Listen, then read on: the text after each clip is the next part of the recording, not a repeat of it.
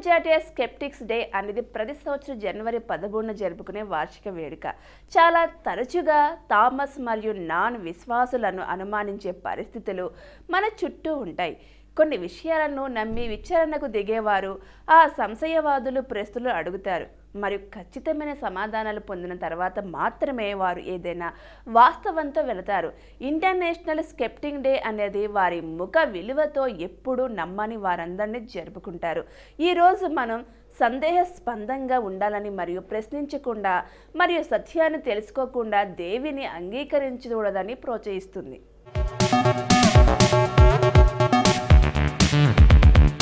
అంతర్జాతీయ sceptics day చరిత్ర మరియు వ్యవస్థాపకులకు తెలియదు. ఇది జనవరి 13, అక్టోబర్ 13 మరియు సంవత్సరాల మొదటి శుక్రవారం వంటి 3 తేదీల్లో జరుపుకుంటారు. ఇది కూడా సందేహాస్పదంగా ఉండటంతో ఈ తేదీలన్నిటికీ కారణం గురించి ప్రస్తావించలేదు. సంశయవాదులందరినీ గుర్తించాలని భావించిన ఒక సంశయవాది ద్వారా డే సృష్టించబడి ఉండవచ్చు. తాత్వికమైన, మతపరమైన లేదా శాస్త్రీయమైనదా అనేది దానితో సంబంధం లేకుండా ఒక నిర్దిష్ట వస్తువు లేదా జ్ఞానం యొక్క భాగం పట్ల సందేహాస్పద వైఖరి స్కెప్టిసిజం అంటారు. సంశయవాదుల విషయాలను నమ్మరని కాదు, బదులుగా అది నిజమని నమ్మడానికి వారు సాక్ష్యాలను వాడాలి.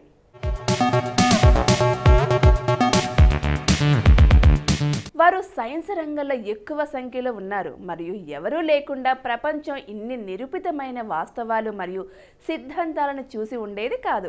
ఇలాంటి సందేహాస్పద ప్రశ్నల వల్లనే మనం జీవిస్తున్న ప్రపంచం చాలా చిన్న అభివృద్ధి మరియు మెరుగుదలకు గురైందని అని అర్థం చేసుకోవాలి. వాటిని నిరూపించుకోవడానికి ఒక ప్రశ్న అడగడంలో లేదా సందేహించడంలో తప్పులేదు. అంతర్జాతీయ స్కెప్టిక్స్ డేని జరుపుకోవడం చాలా సులభం.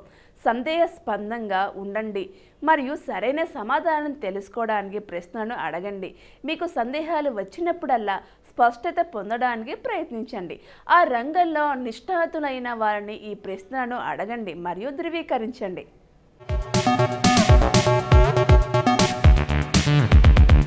1450 పోర్చుగీస్ నావికుడు బరతోలిమియా డియాస్ జన్మించాడు. వాస్కోడమా గామా భారతదేశ జలమార్గాన్ని డియాస్ జలమార్గాన్ని ఉపయోగించి మాత్రమే కనుగొన్నాడు. 1949 అంతరిక్షంలోకి వెళ్లిన తొలి భారతీయ వింగ్ కమాండర్ రాకేష్ వర్మ జన్మించారు. 1948 గాంధీజీ తన చిట్ట చివరి నిరాహార దీక్ష చేపట్టాడు. హిందూ ముస్లింల సమైక్యత కోరుతూ కలకత్తాలో ఈ దీక్షకు పూనుకున్నాడు.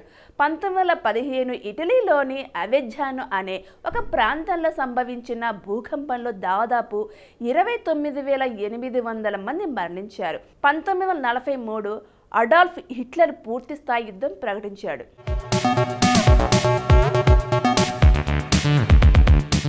2001 ఎల్ సాల్వడార్లో కొండ చర్యలు విరిగిపడటం మరియు భూకంపం కారణంగా 850 మంది మరణించారు. 2001 2 పెద్ద భూకంపాల మొదటిది ఎల్ సాల్వడార్ను తాకింది. కనీసం 944 మంది మరణించారు మరియు 1,00,000 గృహాలను నాశనం చేశారు. 2009 2 సంవత్సరాల నిరంతర ప్రయత్నం తర్వాత ఇథియోపియన్ సైనిక దళాలు సోమాలియా నుండి వైదొలగడం ప్రారంభించాయి. 2009 జమ్మూ కాశ్మీర్ మాజీ ముఖ్యమంత్రి ఫరూక్ అబ్దుల్లా నేషనల్ కాన్ఫరెన్స్ అధ్యక్షుడిగా నియమితులయ్యారు. 2012 ద్వీప దేశం కిరిబాటి తిరిగి అధ్యక్షుడిగా ఎన్నికైంది. 42% కంటే ఎక్కువ ఓట్లతో మూడోసారి ఎన్నికయ్యేందుకు అనోటోన్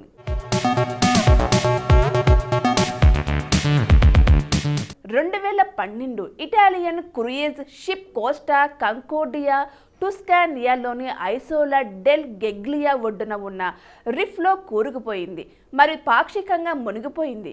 2013 వార్నర్ ఇంక్ చిత్రం ఆగ్రో 70వ గోల్డెన్ గ్లోబ్ అవార్డ్స్ ఉత్తమ నాటకం మరియు ఉత్తమ దర్శకుడు అవార్డును గెలుచుకుంది.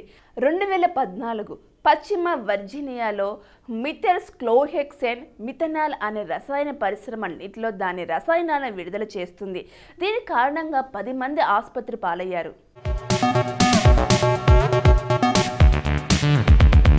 మే Melvin Jones Lions club international secretary treasurer. అతను 1945లో యునైటెడ్ నేషన్స్ సంస్థలో కాలిఫోర్నియాలోని శాన్ ఫ్రాన్సిస్కోలో కన్సల్టెంట్గా లయన్స్ క్లబ్ ఇంటర్నేషనల్కు ప్రాతినిధ్యం వహించడం అతని గొప్ప గౌరవాలలో ఒకటి. 33 సంవత్సరాల వయసులో అతను చికాగో, ఇల్లినాయిస్లో తన స్వంత బీమా ఏజెన్సీకి యజమాని, స్థానిక వ్యాపార సర్కిల్లో సభ్యుడు అయ్యాడు. 1961 ఇంటర్నేషనల్ బోర్డ్ ఆఫ్ డైరెక్టర్స్ జనవరి 13న లయన్స్ క్లబ్ ఇంటర్నేషనల్ స్థాపకుడు మెల్విన్ జోన్స్ పుట్టినరోజును ప్రపంచవ్యాప్తంగా లయనిజం జ్ఞాపకార్థంగా దినంగా ప్రకటించింది. మెల్విన్ జోన్స్ జనవరి 13, 1879 ఫోర్ట్ థామస్, అరిజోనాలో జన్మించాడు. అతని తండ్రి యునైటెడ్ స్టేట్స్ ఆర్మీలో కెప్టెన్.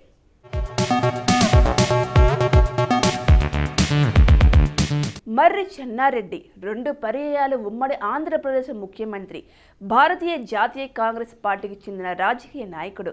ఇతను ఉత్తరప్రదేశ్, పంజాబ్, రాజస్థాన్, తమిళనాడు రాష్ట్రాలకు గవర్నర్గా కూడా పనిచేశాడు. చేనేత, లఘు పరిశ్రమల శాఖ. చెన్నారెడ్డి జనవరి 13, 1919న ప్రస్తుత వికారాబాద్ జిల్లా వికారాబాద్ తాలూకాలోని మార్పల్లి మండలంలోని సిరిపురం గ్రామంలో జన్మించాడు. గాంధీజీ పిలుపు మేరకు 1935లో ఆంధ్ర మహాసభలో పాల్గొన్నారు. అది ఆయన రాజకీయ అరంగేట్రం. కార్యకర్తగా, సమావేశకర్తగా, ఖాదీ ప్రచారకుడుగా, గాంధేయుడుగా, విద్యార్థి నాయకుడుగా, ఆంధ్ర విద్యార్థి కాంగ్రెస్ వ్యవస్థాపకుడుగా అనేక స్థాయిలో పనిచేసి అనుభవాన్ని సంపాదించారు. 1938లో జైలు శిక్షను అనుభవించారు.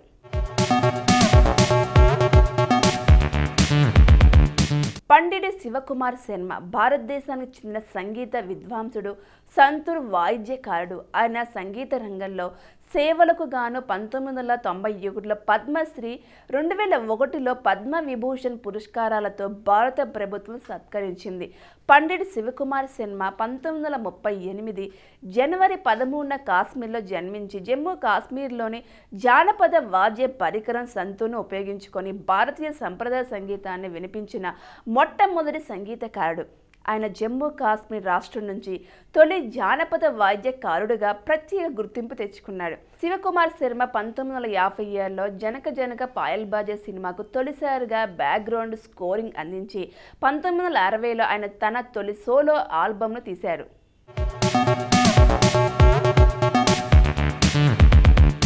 అంతరిక్షంలోకి వెళ్లిన తొలి భారతీయ వ్యోమగామి రాకేష్ శర్మ.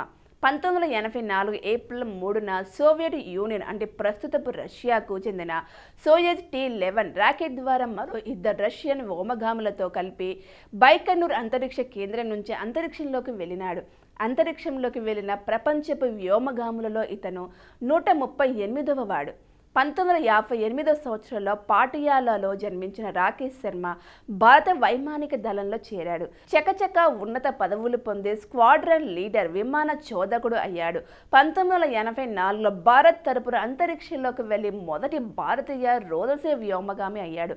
రాకేష్ శర్మ 1949 జనవరి 13న జన్మించాడు.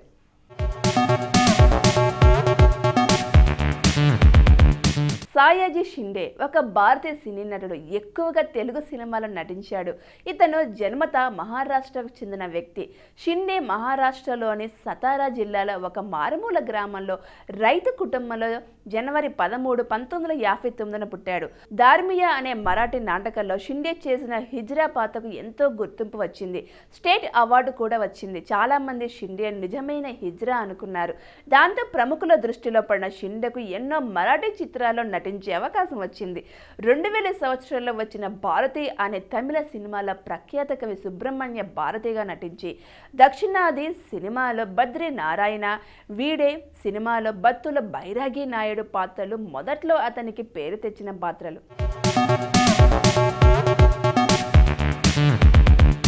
పంజాబ్ వైష్ణవ్ తేజ్ తెలుగు చిత్రాల్లో పనిచేసే భారతీయ నటుడు. అతను రొమాంటిక్ డ్రామా అంటే ఉప్పెన 2021లో హీరోగా అరంగేట్రం చేశాడు. ఇది అతనికి ఉత్తమ పురుష తొలి అరంగేట్రం కోసం ఫిల్మ్ఫేర్ అవార్డును గెలుచుకుంది. సౌత్ మరియు తరువాత యాక్షన్ థ్రిల్లర్ కొండపొలం అంటే 2021 మరియు రొమాన్స్ రంగా రంగా వైభవంగా 2022లో నటించాడు. క్లిష్టమైన మరియు వాణిజ్య వైఫల్యాలు 2. అయితే అతని రెండవ చిత్రం కొండపొలం 2023లో GOI ద్వారా జాతీయ అవార్డును అందుకుంది. పంజాబ్ వైష్ణవ్ తేజ్ జనవరి 13, 1995 జన్మించారు.